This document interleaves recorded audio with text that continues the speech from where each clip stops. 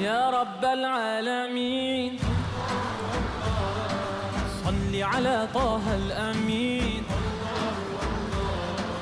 في كل وقت وحين املأ قلبي باليقين ثبتني على هذا الدين الله الله واغفر لي والمؤمنين حسبي ربي جنب الله